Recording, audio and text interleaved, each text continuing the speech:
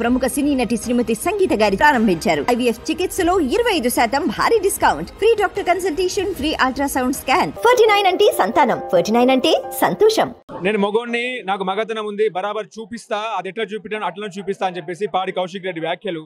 ఆయన ఏమో గాంధీ ఇంటికి వచ్చి ఆయన మెడలో గులాబీ కండువా కప్పిస్తారట, కేసీఆర్ దగ్గర తీసుకెళ్తారట, బీఆర్ఎస్ భవన్కి తీసుకెళ్తారట, ఇవన్నీ చెప్పినాడు. ఏం చెప్తారు? తీసుకపోనికే మా గాంధన్న కండువా కప్పుకున్నది కేసీఆర్ గారి బాపు సమక్షంలో.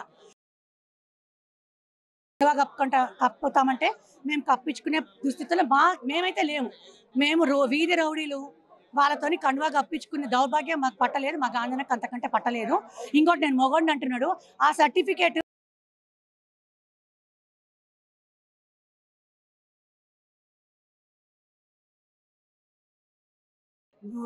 ఊరందరికి నువ్వు మొగోడవా, నువ్వు చీర కట్టుకున్నావు, మాకు అవసరం లేదు. నువ్వు చీర గాజుల గురించి అంటున్నావు కదా, చీర గాజుల దగ్గర పోకపోతున్నాయి.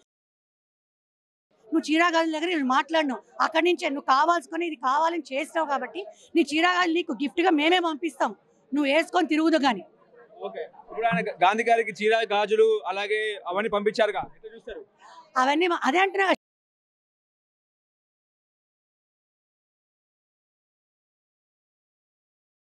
ఆ శిఖండి మాటలు మాకు రావండి. వాడు పంపించినాడు అంటున్నాడు, మా దాకైతే రాలేదు. అది పంపిస్తే వాడి పిల్లలకి రిటర్న్ గిఫ్ట్కి ఇస్తాం మేము. ఇంకో 4 చీరలు వాడు ఏ చీర పంపించి మేము మంచి చీర పెద్ద చీర పెట్టుకొని మేము రిటర్న్ గిఫ్ట్ వాడి ఆడ కూతురికి మేము గిఫ్ట్గా ఇస్తాం. మేము మొగోళ్ళకి చీరలు పంపించే సంస్కృతి మాది కాదు, తెలంగాణ బిడ్డలది. అక్కడ తొడ బాగా వాపు ఉన్నది, ఆ వాపు కాస్త దింపుతాం మేము. ఇప్పుడు గాంధీ కాంగ్రెస్ లో ఉన్నారా, బీఆర్ఎస్ లో ఉన్నారా, ప్రతిపక్షంలో ఉన్నారా, అధికార పక్షంలో ఉన్నారా, ఆయన ఎక్కడున్నారంటే ఏం చెప్తారు? గాంధీ గారు చాలా స్పష్టంగా చెప్పారు, నేను ఇంకా టీఆర్ఎస్ లో ఉన్నాను కాబట్టే నాకు ఆ పదవి ఇచ్చారు. ఈ పదవి ఇచ్చినందుకే ఇదంతా గోల.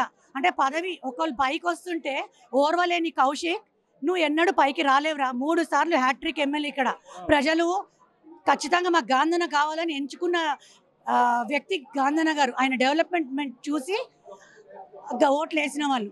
నీ లెక్క దొంగ నాటకాలు ఆడి నాకు ఓట్లు వేయకుంటే నేను చచ్చిపోతా, నేను సూసైడ్ చేసుకుంటా, దండం పెట్టి పెళ్ళాం బిడ్డను తీసుకొచ్చి అటుపక్కన ఇక్కుపక్కన వచ్చి ఏడ్చుకుంటా గగ్గోలు పెట్టి గెలిచిన వ్యక్తి కాదు. అది నువ్వు గుర్తు పెట్టుకోవాలా. దీని దగ్గరే నీ మొగతనం తెలుస్తున్నది. ఈరోజు కూడా నిన్న కూడా నేను ముందుకొచ్చిన నీ ముందుకి కౌశిక్, నేను నీ ముందుకు వచ్చిన, నువ్వు నా మీద కూడా తొడగొట్టినావు. నీ తొడ అంత బలుపున్నదా, అంత వాపున్నదా?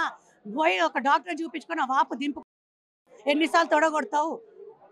నేను వచ్చిన నా ముందుకే రాలేదురా. నువ్వు 20 మంది మొగోళ్ళని పెట్టుకొని 4 ఆడవాళ్ళు నా మీదకి దోషినావు కదరా. నీ ఇంటి సర్వెంట్లను కూడా నా మీద దోషినావు కదా.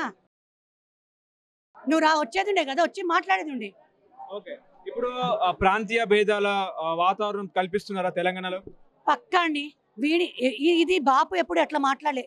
టీఆర్ఎస్ గవర్నమెంట్ ఫామ్ అయినప్పుడు బాపు ఏమన్నాడు, నా కన్న బిడ్డల్లాగా అందరినీ చూస్తా అన్నాడు. బాపుకి దండం అట్లనే చూసిన బాపు నువ్వు, నీ తప్పేం లేదు. కేసీఆర్ బాపు నీ తప్పేం లేదు.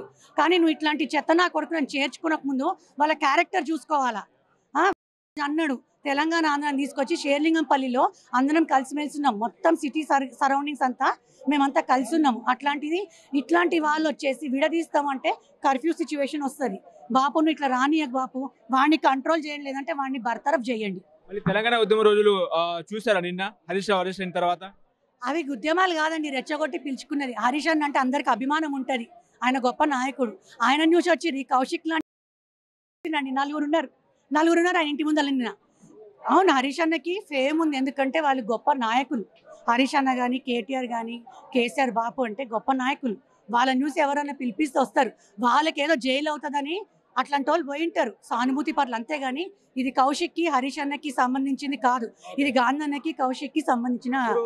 మీరు బీఆర్ఎస్ కార్యకర్తగా మాట్లాడుతున్నారా, కాంగ్రెస్ కార్యకర్తగా మాట్లాడుతున్నారా? మేము ఎవరి కార్యకర్త అని కాదు, మేము గాంధన్న మనుషులుగా మాట్లాడుతున్నాం. మేము ఎప్పుడు గాంధన్న మాకు అండగా ఉంటారు, మేము గాంధన్న మనుషుల్లాగానే మాట్లాడతాం.